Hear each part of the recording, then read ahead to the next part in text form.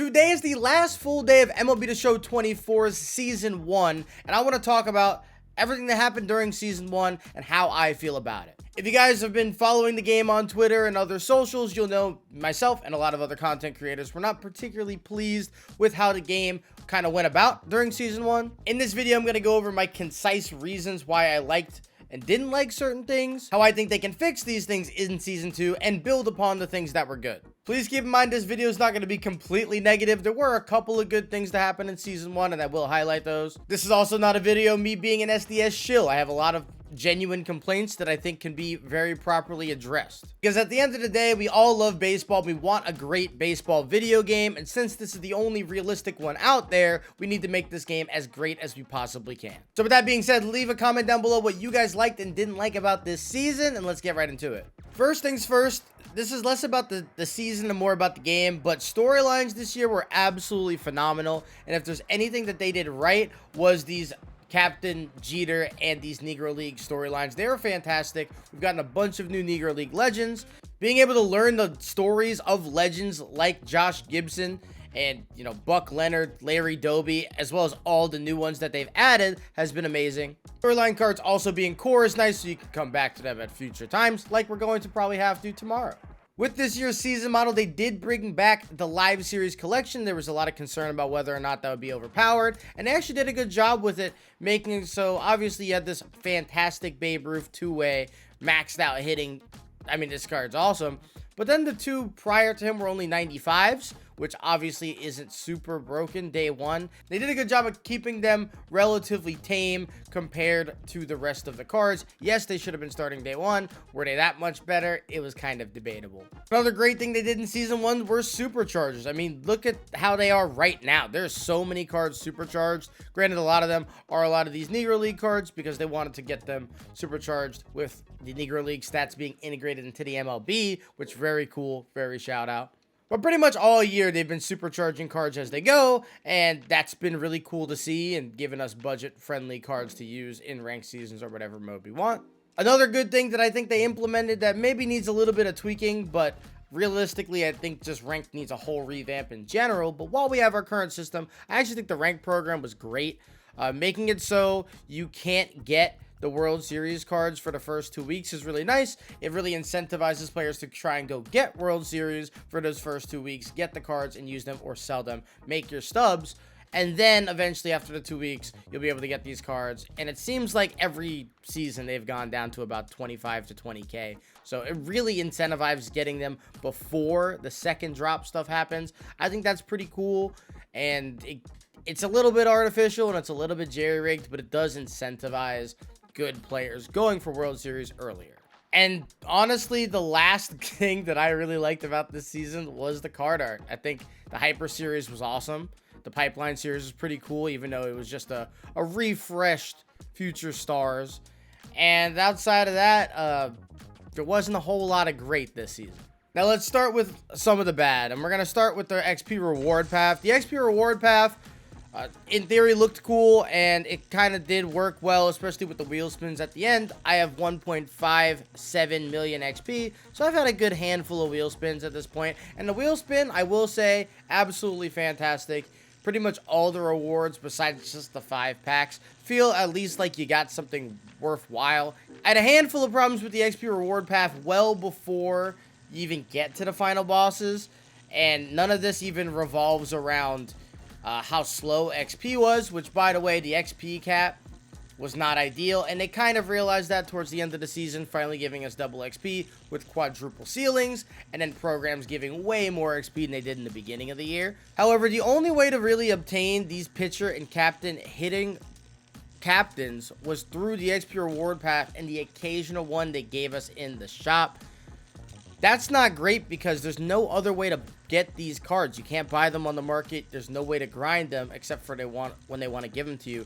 So if I wanted to just decide to make a really cool Guardians theme team, because they've gotten a lot of really cool cards this season, I wouldn't be able to because I did not pick this Carlos Carrasco knowing that they were going to give us a bunch of really good Guardian cards later on. Next, the path didn't necessarily make sense. I'd like for a little bit of linearness.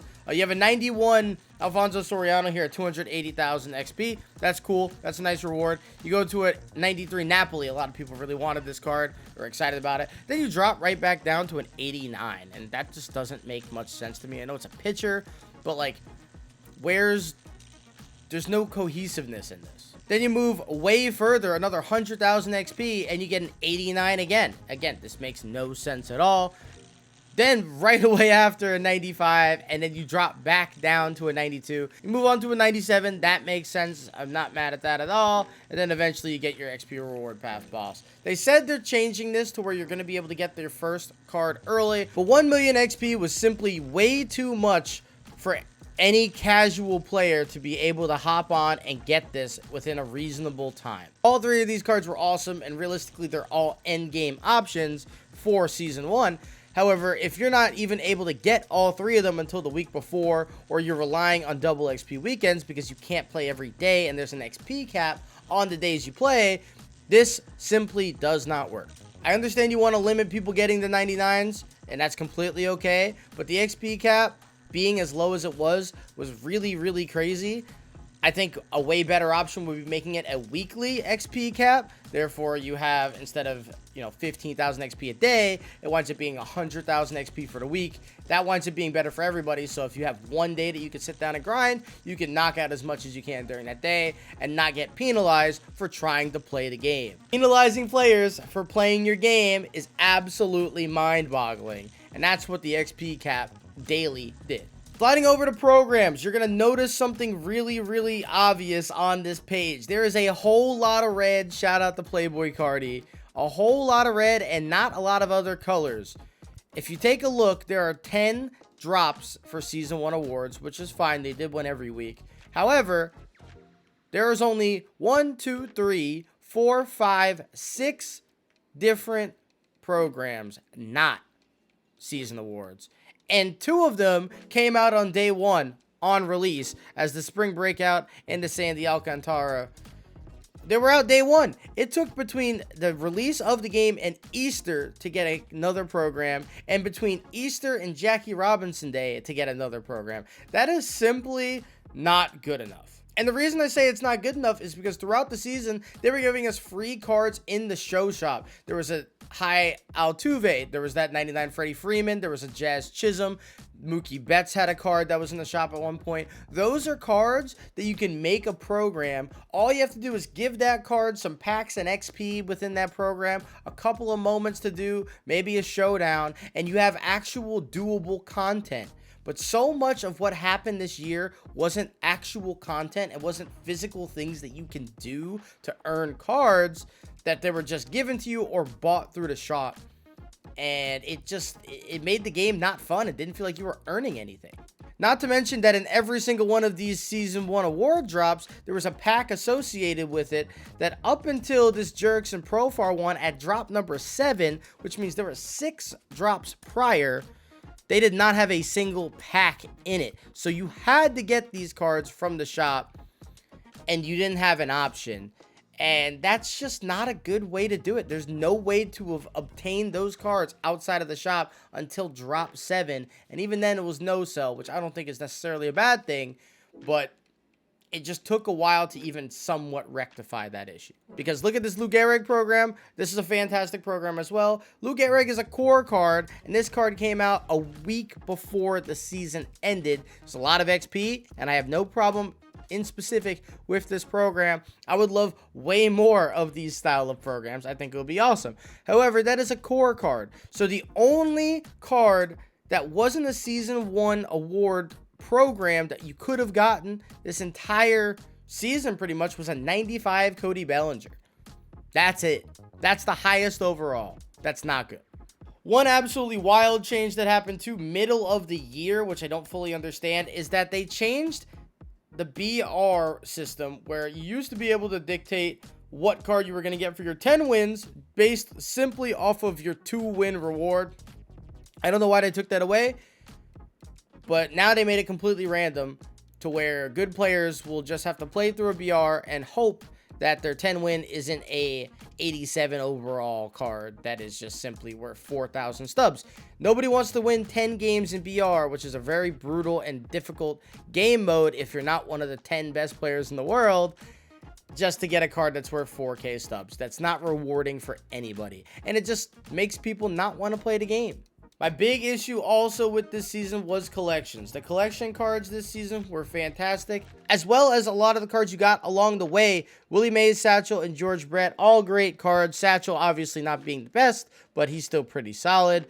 Willie, if you like him, you do, and George Brett's always had a good swing, and he's great every year. These cards were awesome, and people wanted them.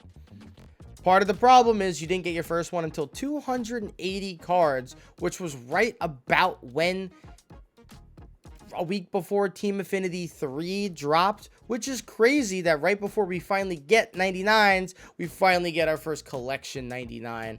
There were opportunities to get them prior, but with how poorly and difficult it was to make stubs this year, and with how almost all of these cards towards the middle were from packs, I will say though, the Outlighter and the CC Sabathia were fantastic cards, and shout out to them being along the way, but it just took a little bit too long to get them. Why did it take so long? Even with 3 Team Affinities, is because they set the barometer way too high, and pretty much this game this year relies on packs. If you look at the shop right now, this is one day before the season ends. There are a season 1 drop 10 pack, home stretch 1, home stretch 2, home stretch 3, and then a random seasons award pack, all in the shop right now. Pretty much all of these home stretch packs had 7 cards in them, so that's 21 cards. The season 1 awards drop 10 had 5 cards, so that's 26 cards in the shop right now that you pretty much have to pay for, and there was no real way to earn any of these packs anywhere else. Now imagine all those cards are quick sell. 26 cards times 6K, let's just say. Quick sell price is a lot of stubs, and that's just a chunk of the way that you need to get towards those collection cards. They simply didn't give us enough free cards. There weren't enough ways to get cards that weren't free besides simply spending for them. And truthfully, my feelings toward that are kind of jaded a little bit now, because by the time I even got all of my season 1 packs, which was at 325 cards, I had no desire to use Satchel Paige or Willie Mays, because I had cards that I felt were comparable already, which isn't in general a good thing. But I've been saving and locking in cards all season thinking those are going to be the best, and then by the time I got them, I was just unimpressed, or I felt so upset by my sunken costs that I didn't even want to use them anymore. How can they rectify this next season? It really just goes back to the programs. And when you look at programs, all of these programs need to be like this David Fry one, where you get 2 shots at the season awards and they're not sellable. That's okay, because if they're not sellable, you at least have an opportunity to go for collections with those, or just use the cards you get there, and then you can lock them in finally for stuff like this to where you can actually get it done. Because there's no greater tragedy in this game than having cards in the shop that are actually really good or really fun. Like this Chris Bryant, for example. This card was really fun. He came out in the pack about 3 weeks before the season ended, where people already had pretty good third basemen and all that. So despite this card being fantastically statted, nobody really went to use it because there was no free way to get him. And now he's only 50K, but he was about 100K for about 2 weeks. And all of this to say that for the first 7 weeks of this season, lineups felt stale. And they felt stale because nobody wanted to use any of the cards in the shop because they didn't get them for free or could have earned them or had a lottery ticket. So pretty much every single team was just running out Alberto Mondesi, Dylan Cruz, whatever really good live series cards they had. And that was really it. Now, the last really big complaint that I have for this season, and I know this video is getting a little bit long, and I do apologize for that, is the way that they handled captains. They started off the year pretty great with the way that the cornerstone captains operated. All of them were cards that operated well underneath their specific niche. Nolan Arenado thrived on Legend because he gave contact versus right and batting clutch, 2 things that really helped out. and a lot of cards in the game at the time had 22 speed. Was this card broken? No, because every card had to have under 45 speed, so there was at least a negative to using this boost. Boosts like Byron Buxton, who was easily the most paralleled card in the entire game, probably the most used card that's not a hitter or a pitcher in the entire game, had his flaws. Under 60 vision. Once you get the Hall of Fame, having under 60 vision is really difficult. So this card was used quite a bit. However, there were its flaws. However, mid-season, they added new captains, and I think adding captains middle of the season is a fantastic idea, and they actually did quite a few of them really good. Here's from the 2000s. You gave them contact and power, batting clutch as well. This is a pretty constrictive captain boost. It has to be a card where the card itself is from the 2000s. There are quite a few of them. You might not like all their swings, but if you want to get the best boost with it, you had to jerry-rig it, right? And there were cards in there that were good and some that weren't. Seiya Suzuki's captain. Asian national team and Asian-born players. This is a great card, too, because it's kind of a niche card. You have guys like Nootbaar and Edman and Shohei and Yamamoto that all get the boost. They get really good with this boost as well. However, it is a very unique style of team, and not every card is going to be meta on it. You look at a card like Carlos Santana, and this is probably the most broken captain they've ever put into the game. Switch hitters already inherently have a great benefit in this game by being a switch hitter and having the versatility to never have to go same-handedness. Same-handedness is probably one of the more difficult things to do in this game as a hitter, especially if you're not one of the top echelon players. And so pretty much a lot of the pitching way was kind of thrown out of the window because there was no opportunities to go same-handedness than opposite-handedness as a pitcher. Pretty much every guy you were facing towards the end of the season was going to be a switch hitter, so they had advantage, and they had plus 12 contact versus both sides and clutch. And if we take a look at the switch hitters that are in the game right now, so many of them are some of the best cards in the game. Adley Rutschman, Jorge Posada, Jimmy Rollins, this Jurickson Profar was fantastic. Ketel Marte and Eduardo Escobar, all really solid cards. Even to some lower overalls like Nico Goodrum, Luis Rengifo, this Brooks Lee, all awesome cards that you could throw on this team and get boosts and get better despite them already having great swings and great stats. In theory, the idea was great, and they specifically made Carlos's boosts a little bit less good than quite a bit of the other ones. However, it led to a meta that really made playing ranked seasons a lot more enjoyable, and it felt like lineup diversity, which was the entire point of doing the sets and seasons model, went out the window, and you really just ran into switch hitting teams every single game.